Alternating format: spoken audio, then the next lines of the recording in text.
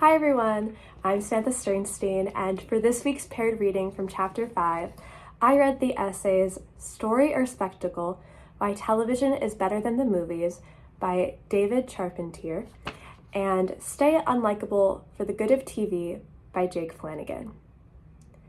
Both of these essays talked about television, and specifically how character development thrives in a TV form, as opposed to movies.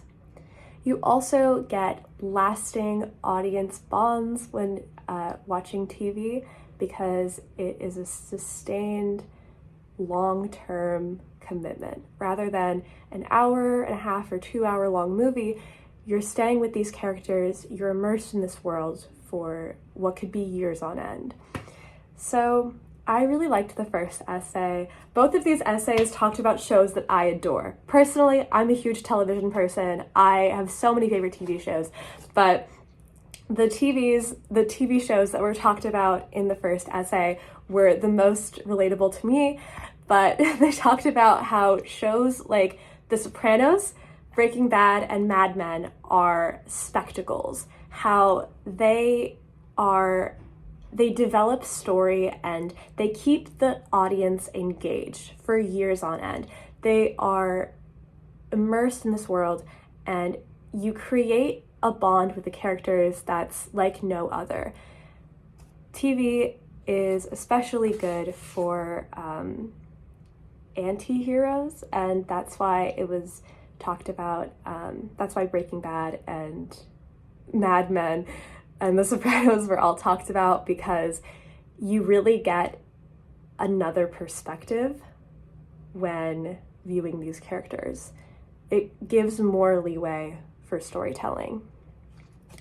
One interesting quote, one little section from the first essay that I'd like to recite is, by creating a richer, more in-depth environment, we are allowed to sink into the program and draw from a deeper involvement as we approach it with our own worldviews and social mores.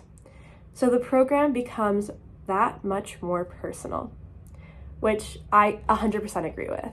I think movies are great, and some movies can have a real lasting impact on you, but to be a sustained viewer for years on end and to tune in to a show with characters that you are involved with and are invested in, it's an experience like no other. So the next essay, Stay Unlikable for the Good of TV, is another interesting one when talking about the storytelling and the character development that comes from TV. So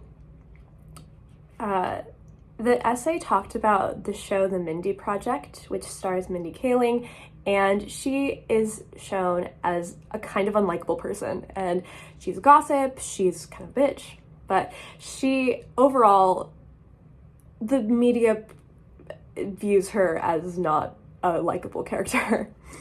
So I like the perspective this essay takes when comparing the gender norms. So when talking about Mindy Kaling's role, or say like Elise Benning from Seinfeld, you get the sense that they're just shrill, uptight, and because they're women. But when it comes to male-dominated shows like Seinfeld, like when you talk about Jerry Seinfeld or other unlikable male characters like Michael Bluth, which I love the Arrested Development reference, but or talking about Michael Scott from The Office, they're just unlikable guys and they're funny. So it's interesting how the media and audiences perceive two unlikable characters of different genders. One's a bitch, one's shrill, one's uptight, one's unlikable. The other is unlikable, but he's a funny guy. So it's interesting to view these two and compare. So that was my takeaway from the paired readings this week. Thank you so much for watching, and have a great day.